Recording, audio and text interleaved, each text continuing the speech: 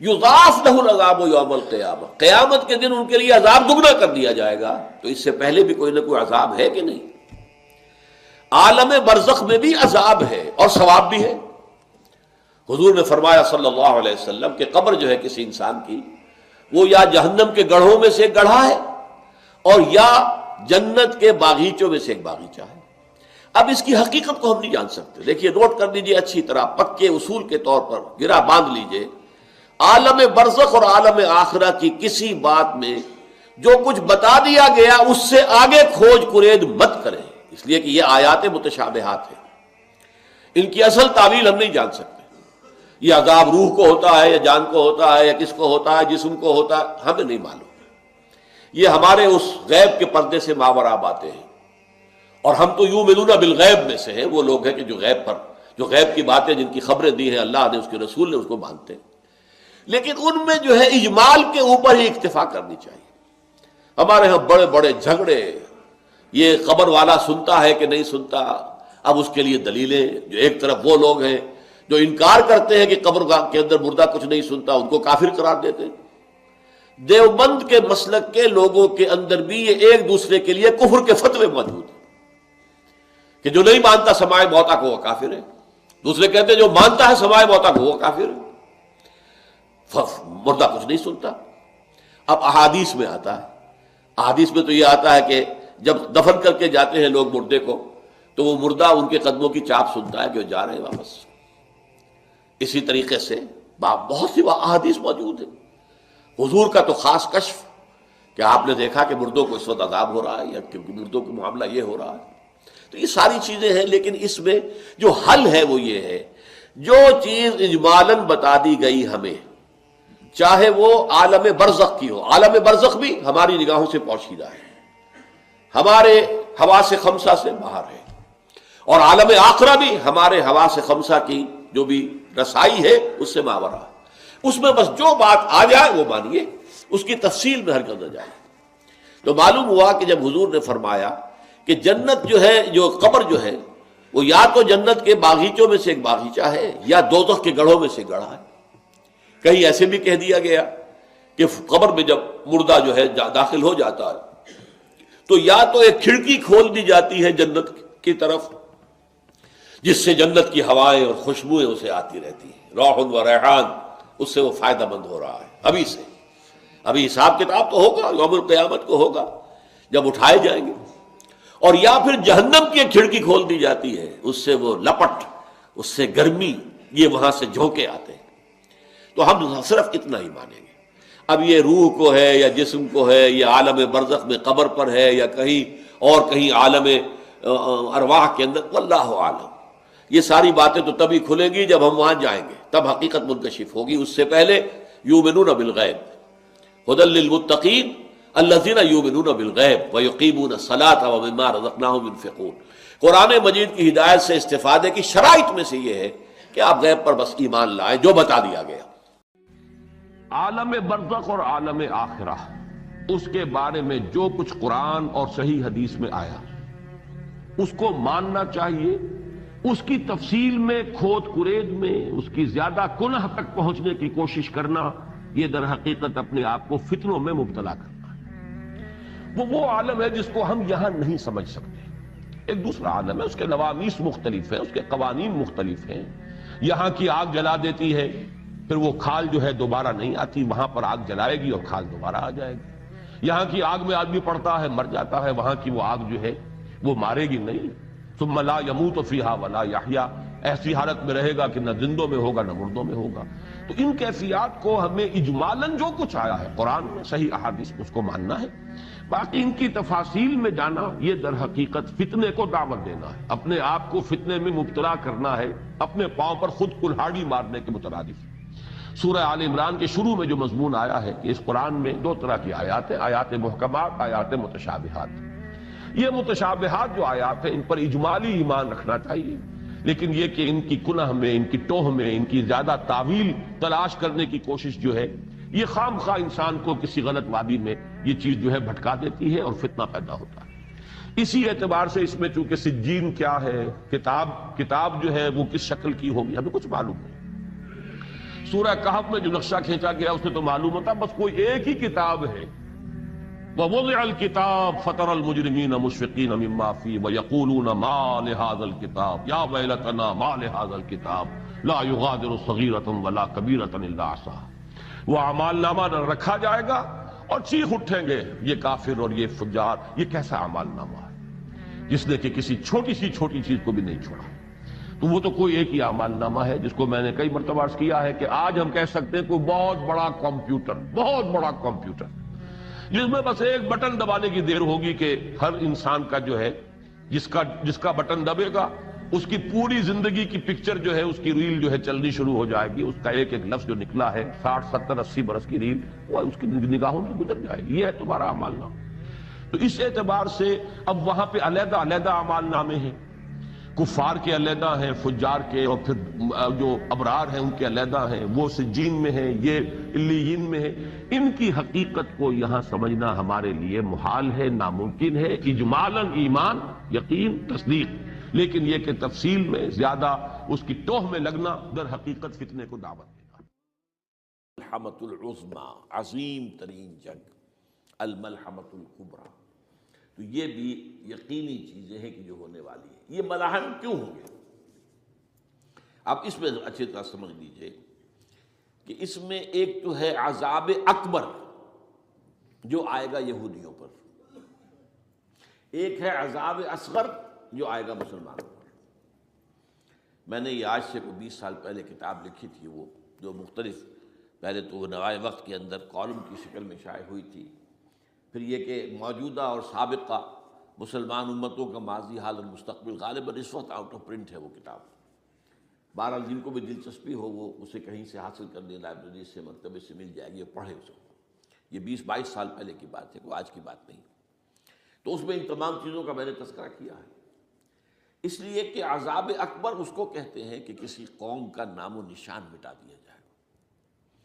یہ عذاب اکبر آتا تھا صرف ان قوموں پر جن کے طرف رسول بھیجے گئے اور قوموں نے بحث کے مجموعی رسولوں کا انکار کیا، ان پر وہ عذاب آئے. اسے عذاب استیصال بھی کہتے ہیں. فَقُطِعَ دَابِرُ الْقَوْمِ الَّذِينَ ظَلَمُوا، ان کی جڑ کاٹ دی گئی. ایک جڑ کاٹنا ہوتا ہے، ایک درخت کو کاٹنا ہوتا ہے. درخت تو کٹے گا تو پھر دوبارہ جڑ میں سے شاید وہ نکل آئے، لیکن نہیں، جڑ سے اکھیڑ. لَا يُرَىٰ إِلَّا مَسَاكِنُهُمْ. یہ عذاب جو ہے اب کسی قوم پر نہیں آ سکتا، اس لیے کہ اب کوئی رسول تو آئے گا ہی نہیں. لیکن ایک قوم پر یہ تاریخ کے قرضے کی حیثیت سے موجود ہے، اور وہ قوم یہود ہے. ان کی طرف رسول بھیجے گئے حضرت عیسیٰ ابن مریم، رسولا الی بنی اسرائیل. اور انہوں نے یہ بات تو بہت دور کی تھی کہ مانتے انہیں اور ان پر ایمان لاتے. الٹا جو کچھ کیا ہے آپ کو معلوم ہے. انہیں ولد الزنا قرار دیا، جادوگر قرار دیا، واجب القتل قرار دیا، اور اپنے بس پڑتے سولی پر چڑھوا کر دم دیا. حالانکہ بہرحال ہوا یہ نہیں ہے، اللہ نے انہیں اس سے پہلے ہی زندہ اٹھا لیا آسمان پر، دوبارہ وہ آئیں گے. بہرحال لیکن اس قوم کے اوپر وہ عذاب جو ہے وہ قرض ہے تاریخ کا، وہ قرض ادا ہوگا.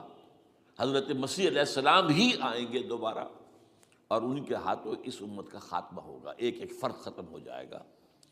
یہ جب میں نے یہ باتیں کہی تھی تو امریکہ میں یہودیوں نے بڑا شور مچایا. میرے خلاف جو ہے ان کی ایک مہم نکلی یہودیوں کی طرف سے کہ اس کی کتابیں وغیرہ، اس کے ویب سائٹ بند کرو، یہ جو ہے اینٹی سیمیٹک ہے، یہ کہتا ہے سب یہودی قتل ہو جائیں گے.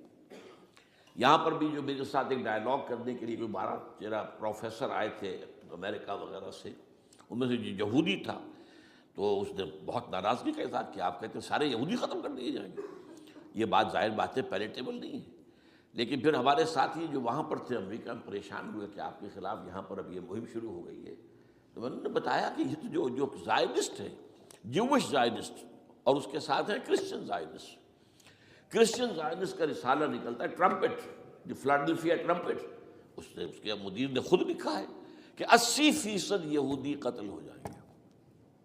اس کو میں نے یوں سمجھا ہے کہ 20% وہ ہوں گے کہ جو حضرت مسیح کی آمد ثانی پر ایمان لے آئیں گے، وہ بچ جائیں گے.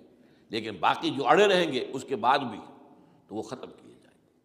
تو یہ عذاب الاکبر جو ہے تاریخ کا ایک قرض ہے کہ جو ادا ہوگا، ورنہ کسی اور قوم پر یہ عذاب اکبر اب نہیں آ سکتا۔ لیکن دوسرے درجے میں یہ عذاب ہوگا امت مسلمہ پر۔ امت مسلمہ بھی تو عذاب کی مستحق ہو گئی۔ وہ عذاب جو یہودیوں پر بہت پہلے آئے تھے، ضربت علیہم الذلۃ والمسکنۃ وباؤوا بغضب من اللہ، یہ تھا کہ نہیں تھا؟ حالانکہ انہوں تو یہ خیال تھا کہ we are the chosen people of the lord, ہم تو اللہ کی منتخب قوم ہے، وی آر دی، قرآن کہتا ہے کہ ان کا قول یہ تھا نحن ابناء اللہ واحباؤہ، ہم تو اللہ کے بیٹوں کی طرح ہیں اور اللہ کی جو ہے بہت چہیتے ہیں۔ کہ عذاب آئے، نبوکدنضر کے ہاتھوں آیا، اسیرینز کے ہاتھوں آیا، پھر یونانیوں کے ہاتھوں، الیگزینڈر دی گریٹ کے ہاتھوں آیا، پھر رومنوں کے ذریعے سے آیا، اور پچھلی صدی میں جرمنوں کے ذریعے سے آیا۔ تو عذاب آئے، یہ عذاب، لیکن قوم ختم نہیں ہوئی۔ وہ عذاب اکبر نہیں تھے، یہ عذاب مختلف حصوں میں آئے اور بڑی بڑی تباہیاں آئیں، لیکن وہ عذاب اکبر نہیں تھے۔ اسی طرح کے عذاب ہم پر بھی آئے، ہم پر کروسیڈرز آئے اور لاکھوں مسلمان قتل ہوئے۔ یروشلم ہمارے ہاتھ سے 88 برس تک نکلا رہا اور اس پر عیسائیوں کا قبضہ رہا، ندیاں خون کی بہہ گئی مسلمانوں کی، اور پورا میڈیٹرینین کا ایریا جو ہے تقریباً قبضے میں رہا ہے عیسائیوں کے۔ پورا یورپ اس وقت آیا تھا۔ یہ جو کروسیڈ نا 250 برس تک وہ جاری رہے، waves after waves of the crusaders coming and attacking and conquering the cities, یہ جتنی بھی فلسطین وغیرہ کا علاقہ ہے جس کے اندر ان کا آثار ہے، اور شام کا علاقہ ساحلی۔ پھر آپ کو معلوم ہے ہمارے اوپر عذاب اس سے بھی بڑا، اس سے کئی گنا بڑا آیا تاتاریوں کے ہاتھوں، کروڑوں کے قریب انسان جو ہے مسلمان قتل ہوئے۔